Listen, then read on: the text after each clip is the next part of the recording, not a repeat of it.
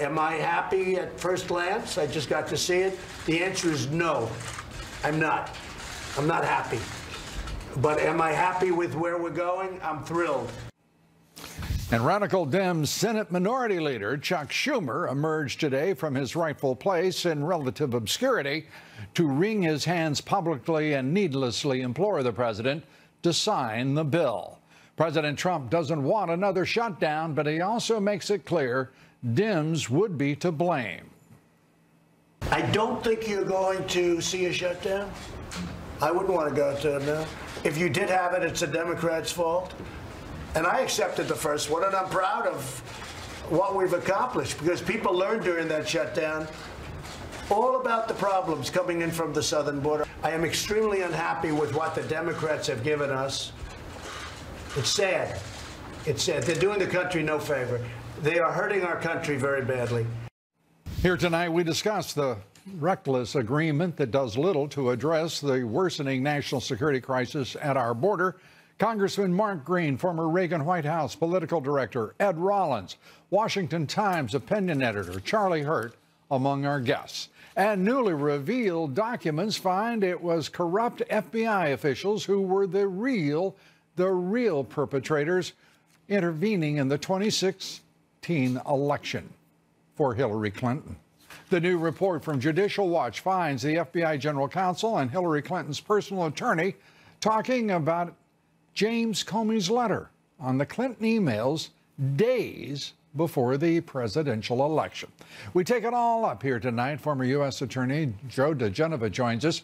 And on Wall Street today, a convincing, spirited rally today, driven by the president's rising approval ratings in the most recent polling, his success in managing the Chinese trade talks and tariffs, and the rising confidence that the Mueller witch hunt and Intelligence Committee investigations are expiring without impact and resulting in validation for President Trump. We take it all up here tonight. First, on trade. The president saying even without a deal, the United States is finally winning with China. If we're close to a deal where we think we can make a real deal and it's going to get done, I could see myself letting that slide for a little while. Either way, I'm happy. I'm happy either way. I could live receiving billions and billions of dollars a month from China. China never gave us 10 cents. It was always the opposite way. Now they're paying billions of dollars a month for the privilege of coming into the United States and honestly taking advantage of our country. They're still taking advantage of the country because they are stealing not tens of billions, but hundreds of billions of dollars in intellectual property and technology from the United States. That's the subject of the current trade talks taking place in Beijing. Tonight, Moody's chief economist John Lunsky among our guests. Our top story, will he or won't he sign?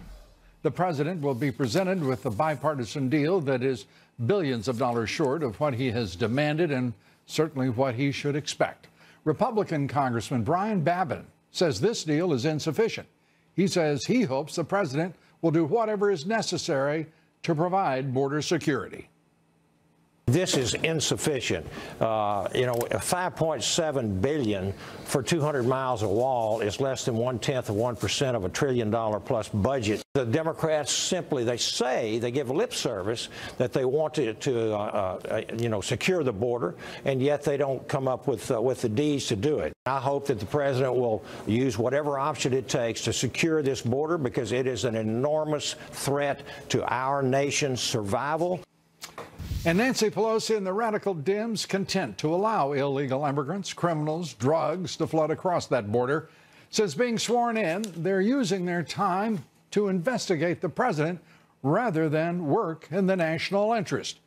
This Congress, for comparison, has passed only 5 bills that have become law. 5. The House has held 59 hearings, a number of them involving the president and his administration. The House has worked only 19 of the past 29 days. And over that same period, President Trump has been working nonstop to secure the border against advancing caravans of thousands upon thousands of Central Americans. He's been supervising trade talks to eliminate the devastating trade deficits with China, directing America First foreign policy by supporting Venezuela opposition leader Juan Guaido. And U.S. forces will soon destroy ISIS in Syria within weeks, if not sooner, is the estimate. President Trump guiding Wall Street and the Fed on interest rates. They needed guidance. For their part, they tried to kill the economy with interest rate hikes. They have been chastened. The president is leading the nation, and we haven't seen the likes of this leadership in decades. Our first guest tonight is a member of the Freedom Caucus. He says the bipartisan border deal Congress has offered the president is embarrassing. Joining us tonight, Congressman Mark Green, member of the House Oversight Committee, the Homeland Security Committee, the House Freedom Caucus. Congressman, good to have you with us. It is an embarrassment. Certainly, I could not imagine being any part of that committee and not being embarrassed that that was the product over the course of 2.5 weeks. Yeah, it's embarrassing. It's insulting. I'll even go so far as to say insulting. I mean, we were asking for $5.7 billion. We got $1.3 billion. It's pretty clear the Dems don't care about border security. I mean, we view it as a crisis. 300 Americans dying every week from heroin overdose, and we know that's coming across the southern border. I mean, they just don't care. It's a humanitarian crisis, and they don't care. For them, it's about 2020 and winning the presidential election. And if their conduct, their values carry the day in 2020, I can't imagine that this republic would have much of a future. This is utter disdain for the security of the American people, the impact of illegal immigration, the impact, as you reference, of $50 billion in the illicit drug trade every year going into the coffers of the cartels. This is shameless conduct and a shameless response.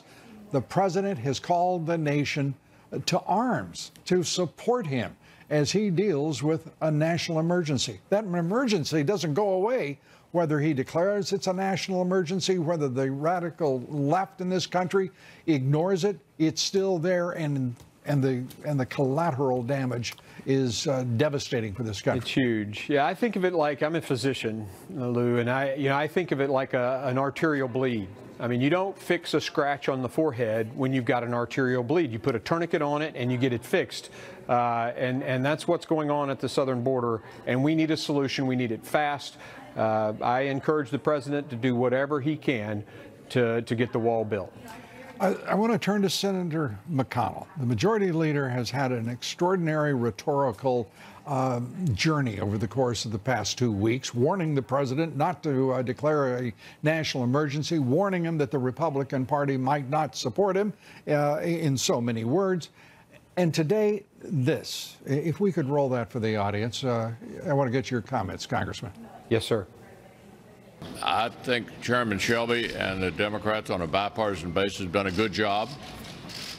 From a Republican point of view, there is money in there for new barrier fencing. It's not everything the president hoped to get, but I think it's a good step in the right direction. I hope he'll decide to sign it. Your thoughts on the Senate Majority Leader and his effusive guidance to the president? Well, I'm disappointed, obviously. I mean, 55 miles of barrier is not 243 miles of barrier, and Homeland Security, the professionals, came back to the administration and to us and said, we need 243 miles. This is basically stiff-arming Homeland Security and telling them, no, we're going to give you 55. It's unconscionable to me, and I understand. I mean, I've been a state senator before. I'm new in Congress, but I understand that you want to come out of a meeting like that and be excited about it. But the truth of the matter is this is an insult, and it's certainly not going to get us where we need to be on border security. And as I said, that national crisis will not change, irrespective of whether it's declared to be a national emergency or not. That's right. Whether the Democrats continue and frankly, some of the Rhino Republicans continue to deny the reality and the pain and the devastating results of addiction, the deaths of tens of thousands of Americans. Dems, The radical Dems and Beto O'Rourke, separated from reality. I mean, this guy O'Rourke is quite a character. A counter rally. He had the grand delusionally decided he could have a counter rally against the president. That didn't work out quite. That was a bit of a wake-up call for him, wasn't it, Lou? Well, it should have been. It should have been. I'm pretty sure that it won't work. He said last night that El Paso was safe. This is with the DEA talking about it is actually the hub of the drug corridor from Las Cruces, New Mexico to El Paso, Texas to Ciudad Juarez, Mexico, as you know. Here, let's put this up. This is from Judicial Watch, reporting on just how deadly that area is. The DEA declaring it a major hub for opiates and methamphetamines entering the United States. Customs, Border Protection, illegal immigrant arrests up 1,588% from January of last year to January this year. Islamist terrorists smuggled into cartels into the United States near El Paso. And you've got Beto O'Rourke, who can't gather a crowd. He also can't gather his senses enough to understand what's staring he and great Texans in that area straight in the face.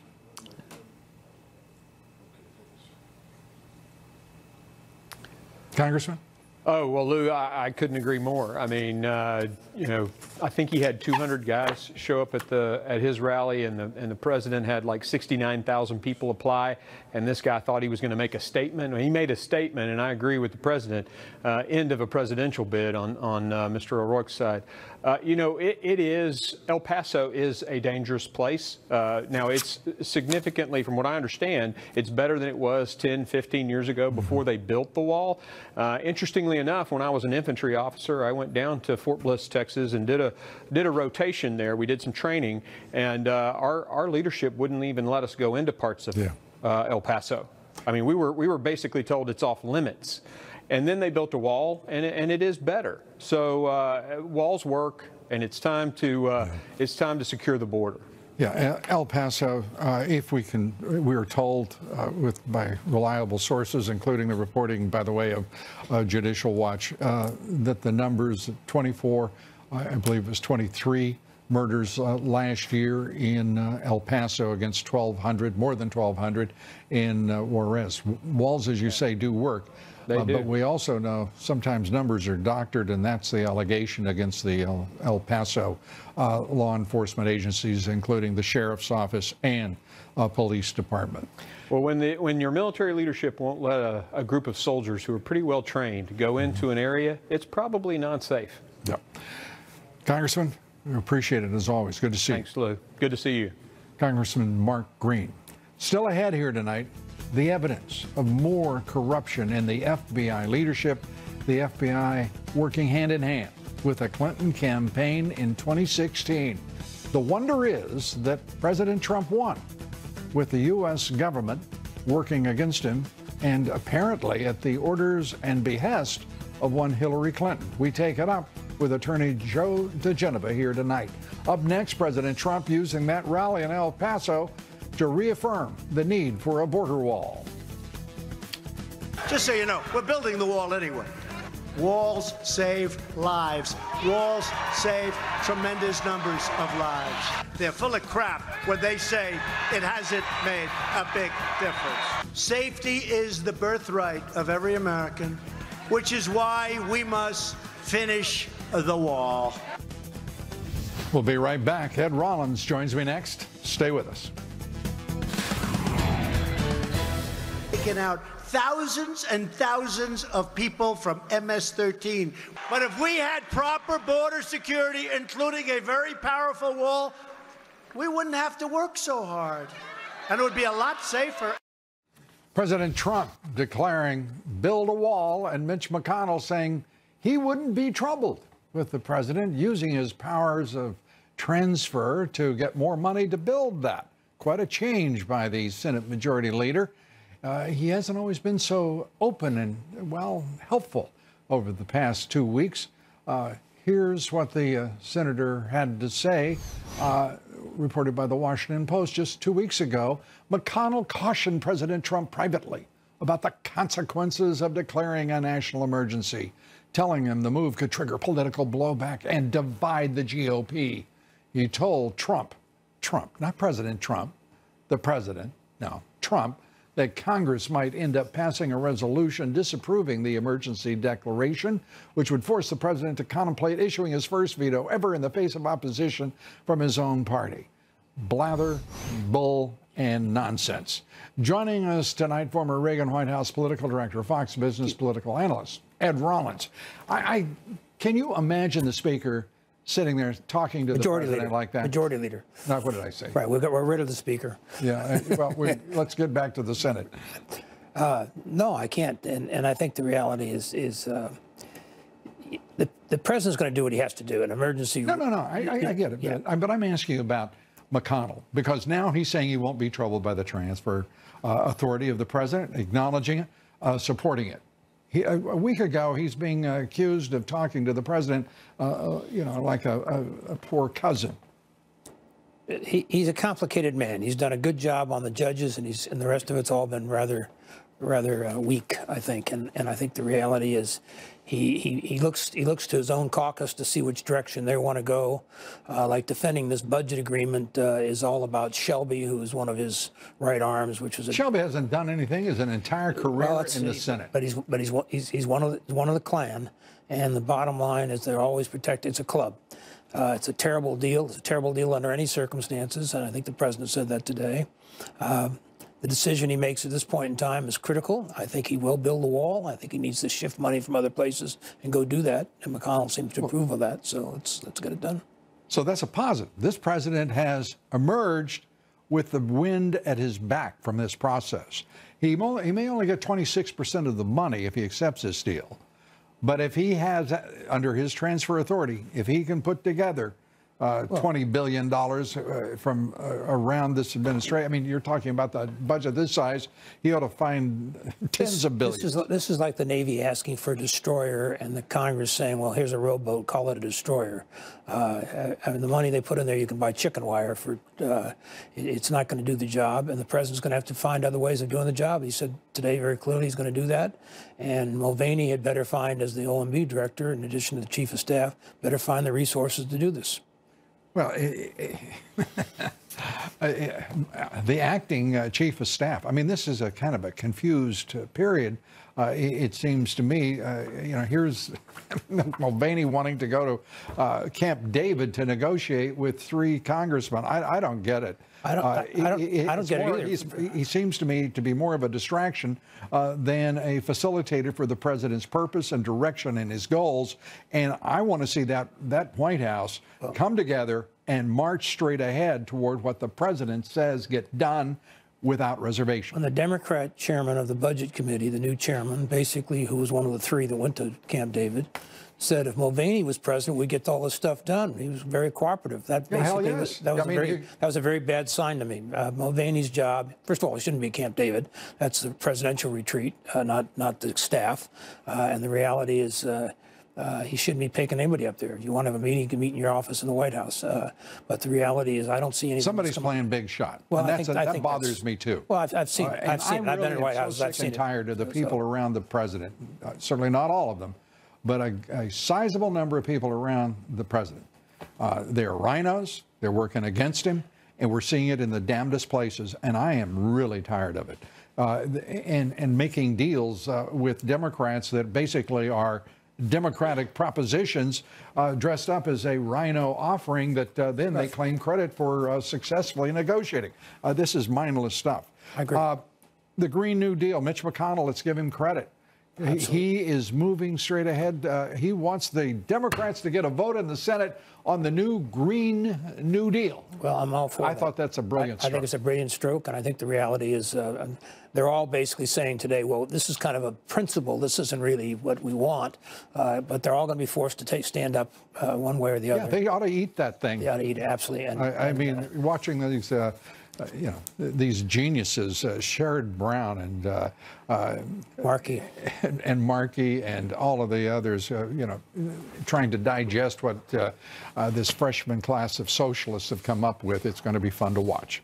It's absurd, and it's better to punch you to know how absurd it is early on, so we can kill it in a cradle. Well, I'd rather see it continue. I like it kind of bubbling along and sort of they're blending into the brand of the Democratic Party. As I said, it's now the Socialist Democrat Party. Just see how long Democrat lasts.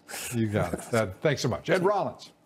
Up next, Virginia Democrats still in disarray. Their lieutenant governor now dealing with a mass exodus of his staffers and those 2 allegations of sexual assault. We take that up and more with the Washington Times' Charlie Hurt. Stay with us. We'll be right back.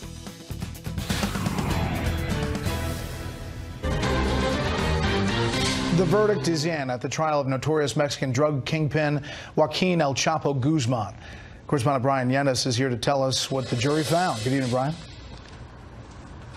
Good evening, Brett. Joaquin El Chapo Guzman was found guilty on all 10 counts, including drug trafficking and murder conspiracy. The world's most notorious drug lord will now spend the rest of his life in a U.S. prison. El Chapo stared emotionless at the jury as they read the verdict. He then blew a kiss to his wife. The jury deliberated for 34 hours over 6 days, eventually finding the Mexican drug lord guilty of leading the Sinaloa cartel, which over 25 years smuggled hundreds of tons of cocaine, heroin, meth, and marijuana into the United States. This conviction is a victory for the American people who has suffered so long and so much while Guzman made billions pouring poison over our southern border. The prosecution presented an avalanche of evidence against El Chapo. Over the 3-month trial, 56 witnesses testified, including 14 cooperating witnesses, El Chapo's closest associates, seized cocaine, wiretap phone calls, personal text messages, and drug ledgers. This verdict ends a 2-year saga that began when El Chapo was extradited to the U.S. in January 2017. The defense tried to cast reasonable doubt, but ultimately admitted the evidence proved to be too overwhelming. We fought like complete savages and left it all on the battlefield for Joaquin Guzman. The defense says they'll appeal. El Chapo will be sentenced on June 25th, and given his history, twice escaping from Mexican prisons, it is highly likely he'll serve his mandatory life sentence in America's most secure prison, Supermax, in Colorado. Brett? Brian, thank you. The head of the Senate Intelligence Committee says his panel has not found any indication of collusion between the Trump presidential campaign and Russia. North Carolina Republican Senator Richard Burr says the committee still has some investigation left. Reports say the top Democrat on the panel, Virginia Democratic Senator Mark Warner, says he respectfully disagrees with Burr's conclusion and wants to wait for the end of the Mueller probe. The national debt has hit a new milestone, topping $22 trillion for the first time. Since President Trump took office, more than $2 trillion has been added to the debt. It was a positive day on Wall Street, though. The Dow rose 373. The S&P 500 gained 35. The NASDAQ jumped 107. Up next, Venezuela's embattled president calls the U.S. government a gang of extremists. We'll tell you why when we come back.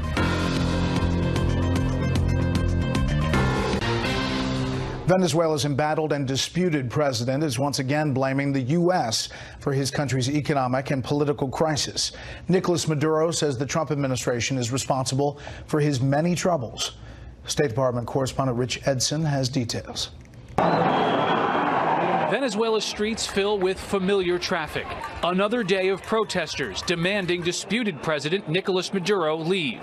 Por reducir la pobreza. In an interview with the BBC, Maduro says Venezuelan voters have given him a mandate to lead and claims the United States is trying to create a humanitarian crisis to justify an invasion. I believe that the extremist sectors of the white supremacists of the Ku Klux Klan lead the United States. I believe it's a gang of extremists. Maduro refuses to acknowledge the dozens of countries that recognize opposition leader Juan Guaido, his country's severe economic crisis, nor its desperate need of humanitarian aid. His government is blocking aid shipments that the U.S. government is massing in Colombia across a barricaded bridge from Venezuela. Primero que es un show. The United States government has set up with the compliance of the Colombian government in order to humiliate the Venezuelans. Venezuela es un país. Venezuela is a country that has the capacity to satisfy all the needs of its people. The administration has sanctioned Venezuela's primary revenue source. Its state-owned oil company is trying to divert funds from Maduro to interim President Juan Guaido and build international pressure to compel Maduro to yield power. We're very optimistic the community of nations will rally support away from Maduro and towards the Venezuelan people. China and Russia have invested billions in Venezuela and have supported Maduro's government. Yet China is now in discussions with the opposition, trying to secure its investments, according to the Wall Street Journal. Maduro still appears to have the support of Venezuela's military leadership, and he says he has their loyalty, though American officials say Maduro has paid for that loyalty through corruption. Brett? Rich Edson at the State Department. Rich, thanks.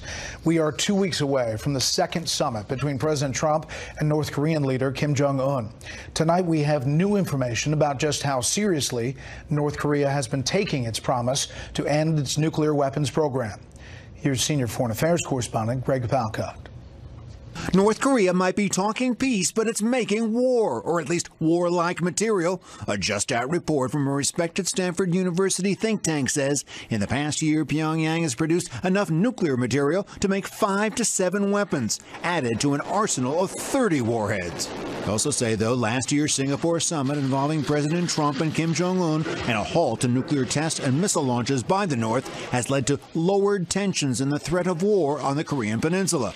An opinion echoed on Capitol Hill by the head of U.S. military forces in South Korea. Despite a reduction in tensions along the DMZ and a cessation of strategic provocations, coupled with public statements of intent to denuclearize, little to no verifiable change has occurred in North Korea's military capabilities. This as Vietnam's foreign minister was in Pyongyang today. Hanoi will be the site of the next summit on February 27 and 28. There are new reports North Korea might allow UN weapons inspectors to observe the dismantling of a nuclear facility. And new speculation the U.S. will make small concessions regarding sanctions. The fear is Kim is playing for time. They have the benefit of time and drawing things out, which is a tactic that they've used in the past, that Kim Jong-un has used in the past. Experts are reassured legwork is being done to prepare for this session. Heading to Hanoi reportedly again next week to meet with North Korean officials, U.S. Special Envoy Stephen Biegun. Hopefully, we do as well with the second summit as we did with the first. In that Capitol Hill testimony, General Abrams went on to say that continuing dialogue between the U.S. and North Korea is a positive sign, adding, it beats what we were living with. Brett. Greg, thank you. Lawmakers here in the U.S. reach a deal to avert another partial government shutdown, but will the president go along? We'll ask the panel when we come back.